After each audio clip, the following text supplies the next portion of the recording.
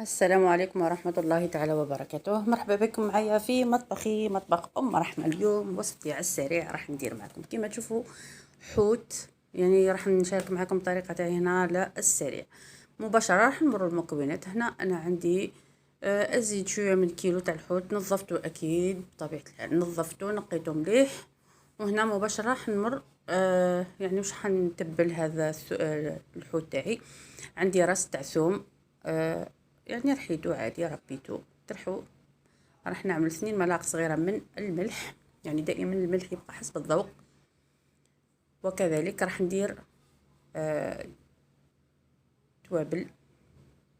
هنا الحوت تاعي يعني الأساس فيه الثوم والكمون. هنا مغر صغيرة من التوابل مملوءة مليح، ونص مغرف صغيرة من الكركم، مغرف صغيرة من هذا كمون. إذا عندك مغرف صغيرة من الكزبرة، ومغرف صغيرة ونص ملعقة صغيرة من الكركم فقط. هذا واش راح نحتاج. راح نخلط هذا المقادير تاعي، يعني أنا هذا واش نستعمل في الحوت تاعي. راح نخلطهم مليح ونواصلوا. لأول مرة يزور القناة ما تنسونيش بالضغط على زر الاشتراك وزر الجرس ليصلكم كل جديد. يعني هنا هذه وصفة سهلة، أنا راح نستعمله مقلي، كل واحد يستعمله بالطريقة اللي تناسبه، ولكن أنا بطريقة سهلة وسريعة. هنا اللي تحب ترقدو وتخليه يعني فترة قبل تستعملوه هكا. أنا حطيته في هذه العلبة، وكل ما تخليه يعني راح يتشرب هذه التتبيلة مليح.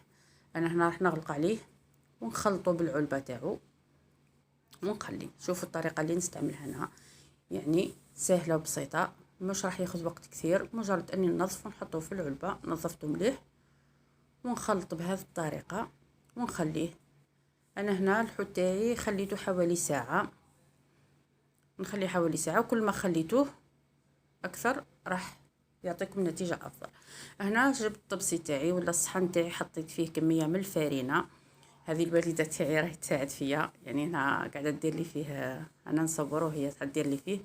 هاي ليكم هنا جبت الحوت تاعي مباشره، يعني وهو في هذيك التتبيله نحل فقط ندزلها، يعني ندخل لها هذيك التتبيله عفوا هذيك مليح، ونغبره في الفرينه ومباشره راح نقليه في الزيت. انا هنا الحوت تاعي راح نقدمه مع البطاطا مقليه، يعني درته على السريع. هذه طبخة حوت على السريع حبيت نشارككم معكم، يعني في الصيف دائما يعني نميلوا لهذه الوصفات السهله السريعه. هاي لكم هنا، انا هنا نقليه عادي في الزيت. اللي تحب تستعمله في الفور او تحب تشويه، يعني كل واحد بطريقته. انا قليته وقدمته فقط بهذه الطريقه مع بطاطا مقليه على السريع. لاول مره يزورني ما تنسونيش بالضغط على زر الاشتراك وزر الجرس ليصلكم كل جديد. مرحبا بكم معايا في القناة، وإلى اللقاء في وصفة جديدة إن شاء الله. هاي ليك هنا يجي طري ويذوب في الفم. إلى اللقاء.